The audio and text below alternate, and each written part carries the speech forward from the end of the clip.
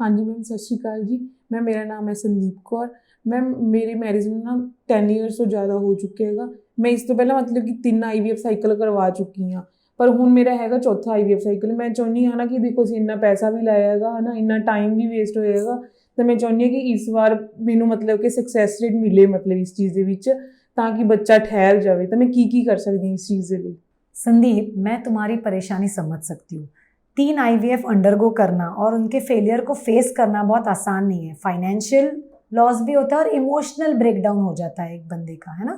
उसके बाद हिम्मत जुटा के तुम IVF के लिए आई हो, ये तुम्हारी हिम्मत की मैं दाद देती हूँ। लेकिन ये तुम्हें याद रखना पड़ेगा कि IVF की सक्सेस के लिए कोई ऐसे फॉर्मूला नहीं होता, क्योंकि IVF की सक्सेस के लिए बहुत सारी चीज़ों का तालमेल होता है। नंबर 1 होता है आपका एज फैक्टर। जिसका एज थोड़ा कम होता है IVF सक्सेस रेट्स बेटर होते हैं, इम्प्लांटेशन रेट्स बेटर होते हैं। जैसे उम्र बढ़ती जाती है अपने IVF के सक्सेस रेट्स कम होते जाते हैं, फर्टिलिटी पोटेंशियल कम होते जाता है। सेकेंड फैक्टर है, अगर आप स्मोक करते हो, आपकी लाइफस्टाइल, स्मोकिंग, ड्रिंकिंग, जो यूरोपियन कंट्रीज़ में काफ़ी कॉमन है, इंडियन कंट्रीज़ में, मेट्रोपॉलिटन सिटीज़ में कॉमन है, हमारे जैसे शहरों में, समाना जैसे है जहाँ हम बैठे, यहाँ पे डेफिनेटली चांसेस कम है कि कोई हमारा पेशेंट स्मोक या ड्रिंक करता हो फीमेल्स में। तो लेकिन ड्रिंकिंग और स्मोकिंग की वजह से भी सक्सेस रेट्स कम हो जाते हैं IVF की। तीसरा पॉइंट है कि आपका एम्ब्रियो क्वालिटी और उसको बनाने के लिए एग और स्पर्म की क्वालिटी, जो आपका एग है उसकी क्वालिटी अच्छी होना बहुत ज़रूरी है। आपके हस्बैंड के स्पर्म की क्वालिटी अच्छी होनी बहुत ज़रूरी है। उसके फर्टिलाइजेशन से जो एम्ब्रियो बनता है उसकी क्वालिटी बहुत इंपॉर्टेंट है, क्योंकि फाइनली वो एम्ब्रियो ने ही आपको बच्चा देना है, उसी ने इम्प्लांट होना है आपके बच्चेदानी में। तो एम्ब्रियो की क्वालिटी IVF सक्सेस रेट में बहुत मैटर करती है। उसके बाद हम जिस पॉइंट पे आते हैं वो है एंडोमेट्रियम, जिसको आप कहते हैं बच्चेदानी की लाइनिंग या बच्चेदानी की तय। बच्चेदानी की तय इम्प्लांटेशन के लिए रिसेप्टिव होनी बहुत ज़रूरी है। एक प्रॉपर इम्प्लांटेशन विंडो होता है जिस दौरान बच्चा ठहरने के चांसेस बढ़ जाते हैं।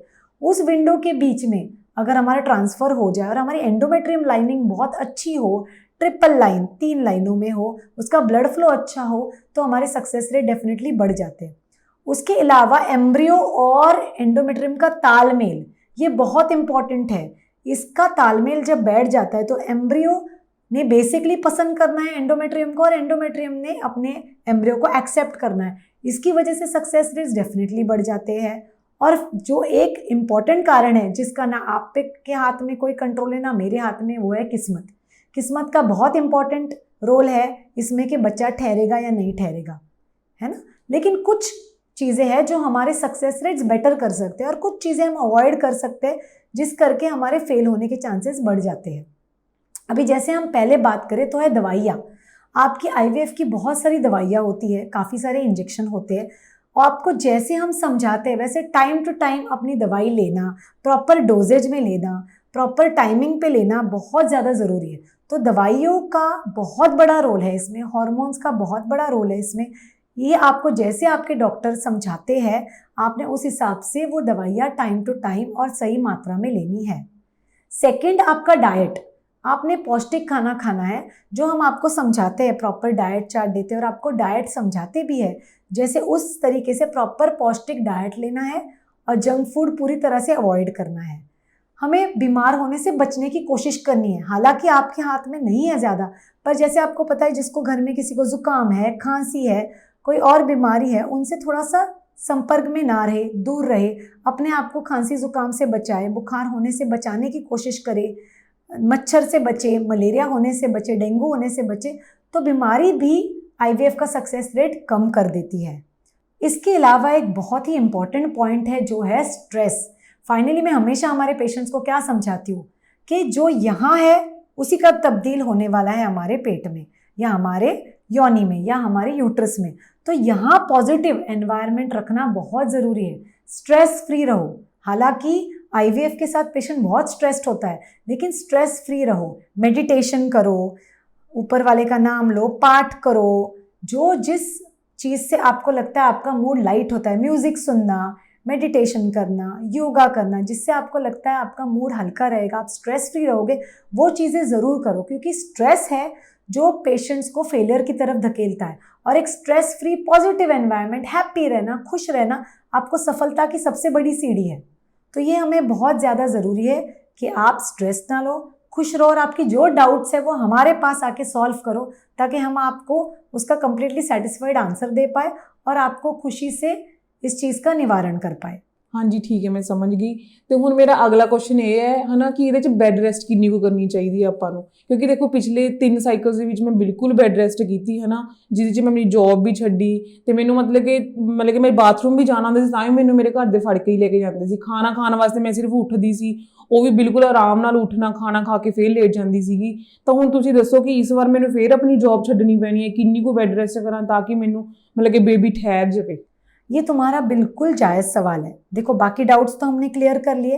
बेड रेस्ट, ये सवाल बार बार पूछा जाता है हमसे, बेड रेस्ट ज़रूरी है क्या, पेशेंट्स जॉब छोड़ देते हैं, जैसे आपने बोला पकड़ पकड़ के रिलेटिव्स ले जाते हैं बाथरूम, ये सब ज़रूरी नहीं है। कंप्लीट बेड रेस्ट या बेड से चिपकने रहने की एडवाइस हम कभी पेशेंट को नहीं देते। हम बस पेशेंट्स को बोलते हैं अपना रूटीन काम करते रहो, अपना जो आप रूटीन करते हो, खाना पीना, नहाना, वॉशरूम जाना आना, अपना जॉब भी, आप सब कुछ रूटीन कंटिन्यू कर सकते हो। हम बस हैवी लेबर या हैवी एक्सरसाइजेज ये हम अवॉइड करने के लिए कहते हैं। पर नॉर्मल, अब जब आप अपना नॉर्मल काम करते हो या आप अपनी जॉब कंटिन्यू करते हो, बेसिकली आपका जो मन है वो डाइवर्टेड रहता है। आप बार बार इसके बारे में नहीं सोचते, IVF, ट्रीटमेंट, प्रेगनेंसी। जब आपका मन इस चीज़ों से हट जाता है तो आपका स्ट्रेस कम हो जाता है। तो बेसिकली अपना रूटीन लाइफ जियो, अपना रूटीन जॉब कंटिन्यू करो। आपको कोई भी दिक्कतें आती है, आपके डॉक्टर से बात करो, ये आपका सबसे बड़ा रूल है या सबसे बड़ा टिप है, जिससे आपका स्ट्रेस भी कम होगा और आपको आपकी सक्सेस की तरफ दिशा भी मिलेगी। तो बेड रेस्ट कंपलसरी नहीं है, अपनी रूटीन लाइफ जियो। हैवी वर्क या बहुत ज़्यादा स्ट्रेनस एक्सरसाइजेज जो बोलते हैं हम, वो नहीं करनी हमें। अपनी लाइफ नॉर्मली जीनी है। अपने जो IVF स्पेशलिस्ट जैसे हम हैं, आपको हम सलाह देते हैं वो आप ठीक से फॉलो करो, फिर आपको सक्सेस के चांसेस बढ़ जाएंगे। और जिस अपर फोर्स में, जिस पावर में या जिस भगवान में आप मानते हो, उसका नाम लीजिए, उसमें विश्वास रखो। फाइनली जो रिजल्ट आपकी किस्मत में लिखा है वो आपको मिलने वाला है। आपका टेंशन लेने से या स्ट्रेस लेने से रिजल्ट पे रादर नेगेटिव इफेक्ट ही पड़ने वाला है। अपनी तरफ से आप अपना बेस्ट करो, अपनी तरफ से हम हमारा बेस्ट करेंगे और ऊपर वाले पे छोड़ेंगे हमारे रिजल्ट के लिए।